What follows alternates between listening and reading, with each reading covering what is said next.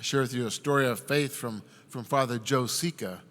This took place in his life about 2.5 years ago. He writes in this reflection, "One moment, I was anticipating my mom's recovery from open heart surgery, and the next I learned was that she was in the presence of God. Afterward, driving with my sister to her house, I kept hearing the doctor's voice, 'Father, I did all that I could. Your mom's heart was too weak. I'm sorry.' Crawling into bed, I thought, this must be a bad dream, but it wasn't. Our mother had died." Well, the very next day, my sister received a package marked "damaged in transit, but deliverable." The string was hanging out of the package, the label was missing, and books stuck out of one of the corners.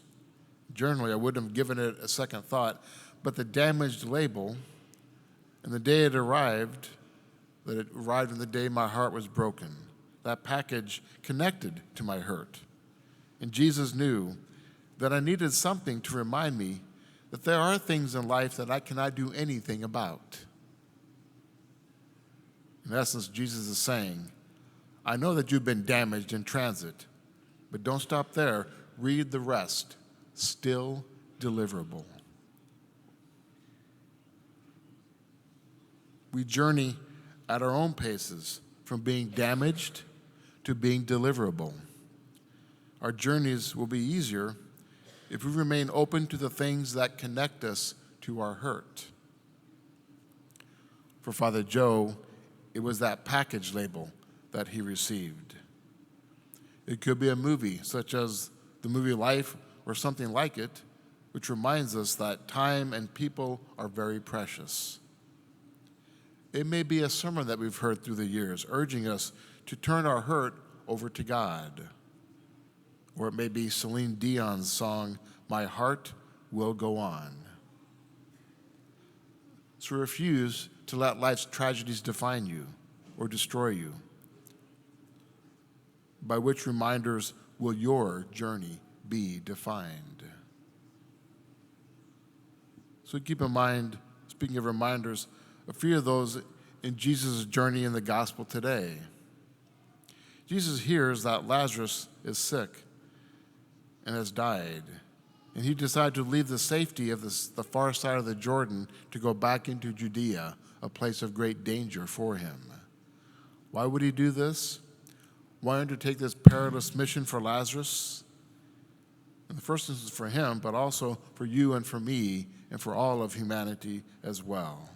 The gospel tells us that our Lord was moved with compassion. In the shortest verse of scriptures, it says, "And Jesus wept." He is raging against something. What he is raging against is the seeming finality of death and the finality of the grave. It was his mission to overcome the apparent final dominance of death. The raising of Lazarus is a demonstration of his power to rob death of its supposed supremacy. There are at least two ways in which we can also place ourselves in the hopefulness of this gospel passage. The first is we need to be freed from those grave situations in which we find ourselves.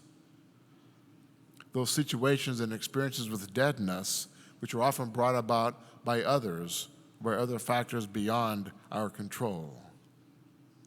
At the same time, this is where our Lord needs us to be his quote-unquote assistants. To those gathered around the tomb, Jesus issued the command upon raising Lazarus. He said, "Set him free, untie him, and unbind him." And it was the collective efforts of others around him which enabled Lazarus, free with new life, to walk as a liberated Son of God. So when you find yourself commanded by the Lord to help unbind a person who has had a deadening experience, who has suffered some event which has drained them of life. If so, respond by being assistants to our Lord Jesus Christ. One thing you may do, asking for God's help, is this week, consider, What troubles do you have that damage you in transit, like the letter says? In so doing, write down a list of all those things you can't do anything about, and to acknowledge that Jesus can do something about those unfortunate situations. Write that list out, place it on your bathroom mirror or somewhere else, and add to it when it's necessary.